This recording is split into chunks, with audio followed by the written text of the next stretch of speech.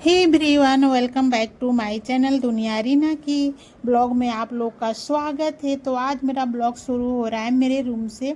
और आप देख सकते हैं प्लेट में कटा हुआ पपीता और साथ में नेनुआ मैं लेकर बैठी हूँ, क्योंकि पपीता अपने बेटे के लिए, नेनुआ अपने लिए, क्योंकि मुझे सब्जी काटनी है। और साथ में ये नारियल पानी था तो वो तो पी लिया है, और पपीता मैं काट कर दी हूँ तो वो आधा खाया आधा छोड़ दिया, प्लेट में देख सकते हैं। और मैं सब्ज़ी काट लेती हूँ, सब्ज़ी काट के चढ़ा भी देती हूँ। फिर आ जाती हूँ रूम में। रूम की सफाई करनी थी तो रूम को फिर फटाफट साफ़ कर लेती हूँ। और इस समय मेरा बेटा घर पे ही रह रहा है, क्योंकि उसका तबीयत नहीं सही चल रहा था, तो अभी वो थोड़ा आराम कर रहा है। और फिर नाश्ता करने के बाद मैं आ जाती हूँ किचन साफ़ करने के लिए, क्योंकि किचन बहुत गंदी हो चुकी थी। और टाइल्स इतना वाइट वाइट है ना, कुछ भी लगता है तो अच्छा नहीं लगता है, तो मैं उसे पहले रगड़ रगड़ के एकदम साफ़ करती हूँ। किचन साफ़ करने में इतना टाइम लगता है, क्योंकि सामान किचन में पूरा भरा रहता है, तो पहले सामान सारा पहले हटा लेती हूँ, फिर बाहर रख के फिर किचन में मैं अच्छे से उसे रगड़ कर, टाइल्स को एकदम रगड़ के साफ़ करके फिर पाइप लगा कर उसे अच्छे से धो लेती हूँ, क्योंकि बिना पाइप का तो होगा नहीं। तो फिर मैं पाइप लगाती हूँ तो पूरा पानी चारों तरफ फैल जाता है। पानी फैलने की वजह से पूरा नीचे एकदम किचन में सामान भी था, आलू भी मैंने रखा था, सारा गीला हो गया था। तो मैंने फिर फटाफट उसको अच्छे से पहले कपड़ा वहाँ पे लगा दिया कि वहाँ तक पानी ना जाए। फिर मैं फट से वाइपर लेकर पानी पूरा नीचे बेसिन के साइड में कर लेती हूँ। तो आप देख सकते हैं मैं जल्दी जल्दी कर रही थी, क्योंकि पानी पूरा नीचे गिर रहा था। और मैं किचन एकदम चमकने लगती साफ़ करने के बाद। आप देख सकते हो कितना सुंदर भी दिख रहा था। और साफ़ सफाई तो बहुत पसंद, सभी को पसंद है। तो फिर उसके बाद मैं गैस चूल्हा निकाल लेती हूँ, और गैस चूल्हा निकाल कर उसको भी मैं अच्छे से एकदम रगड़ रगड़ के साफ़ करने लगती हूँ, क्योंकि गैस चूल्हा भी एकदम चिपचिपा हो रहा था। वैसे तो रोज़ ही साफ़ सफाई होता है, लेकिन उतना नहीं हो पाता है जितना कि एक दिन लेकर बैठो तो थोड़ा। तो ये सब तो पूछना, साफ़ सफाई करना तो डेली का काम है, लेकिन हफ्ते में एक दिन तो ये सब भी एकदम अच्छे से सर्विसिंग वाला सफाई करना पड़ता है। तो फिर मैं इस तरह से कर रही थी। और मैं गैस चूल्हा को भी एकदम रगड़ रगड़ कर चमका देती हूँ, और उससे भी अच्छे से धोकर मैं बाहर रख देती हूँ सूखने के लिए, क्योंकि पानी पूरा उसमें भी हो गया था।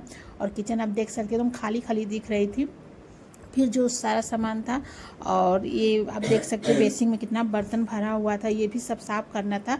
मैं इस साइड का भी पूरा साफ़ कर लेती हूँ। और फिर किचन में जो नीचे सामान मैं रखी थी, और इतनी गर्मी भी लग रही थी कि मैं पहले तो पाइप में ठंडा ठंडा पानी आ रहा था, समरसेबल चल रहा था, मैं पहले मुँह धुलती हूँ, क्योंकि गर्मी गर्मी से एकदम पसीना हो रहा था।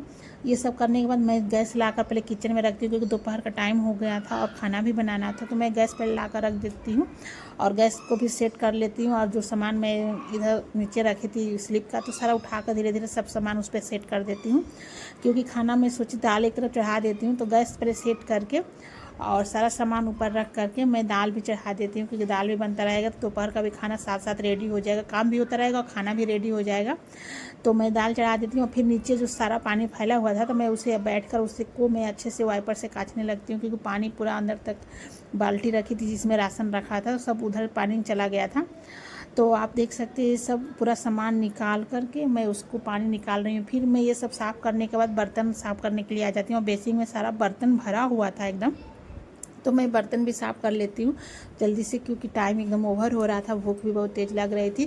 तो मैं जल्दी जल्दी बर्तन को भी साफ़ कर लेती हूँ, और बर्तन भी मेरा साफ़ हो जाता है, और मेरी साथ में मेरा खाना भी रेडी हो जाता है। और खाना में आप देख सकते हैं, ये मैं आलू का चोखा बनाई थी, तो उसमें मैं प्याज काट कर और टमाटर भूनकर और मिर्चा लहसुन डालकर एकदम अच्छे से मिलाकर चोखा रेडी हो जाता है। और दाल चावल ये सब मैं बनाई थी। और फिर रोटी मुझे बनानी थी, तो मैं फटाफट ये चोखा बनाकर फिर बनाने लगती हूँ रोटी। और रोटी, क्योंकि अभी से मैं दोपहर में रोटी बना रही थी, क्योंकि तबीयत उसकी बेटे की सही नहीं थी, तो उसको रोटी भी चाहिए था।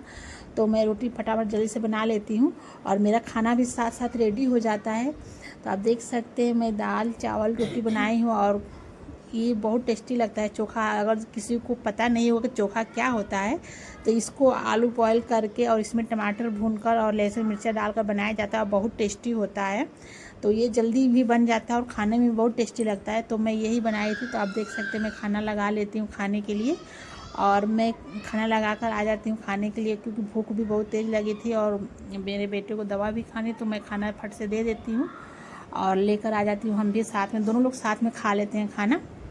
और खाना खाने के बाद थोड़ा सा रेस्ट मैं करती हूँ, क्योंकि इतना काम हो गया था, थकान हो जाती है। और गर्मी का दिन है, तो आप लोग समझ सकते हो गर्मी में कितना जल्दी जल्दी थकान होती है। तो मैं रेस्ट करने के बाद शाम हो जाती है, और शाम का वॉक करने के लिए हम लोग का टाइम हो जाता है। तो आप देख सकते हैं शाम टाइम में मैं वॉक करने आ गई थी और इस समय मैं बहुत दिनों बाद वॉक करने आई थी। तो आप देख सकते हैं इधर पूरा गेहूँ लगा हुआ था जो कट चुका था और चारों तरफ एकदम पुआल पुआल दिख रहा था क्योंकि इस समय गेहूँ कट गया था और भूसा बन रहा था। और ये आम अभी मैं जब उस समय आ रही थी तो बहुत छोटा छोटा था और जब मैं आई देखी तो इतना बड़ा बड़ा आम हो गया है। आम देखे एकदम मन ललच रहा था लेकिन हम आम तोड़ नहीं सकते क्योंकि दूसरे का पेड़ है।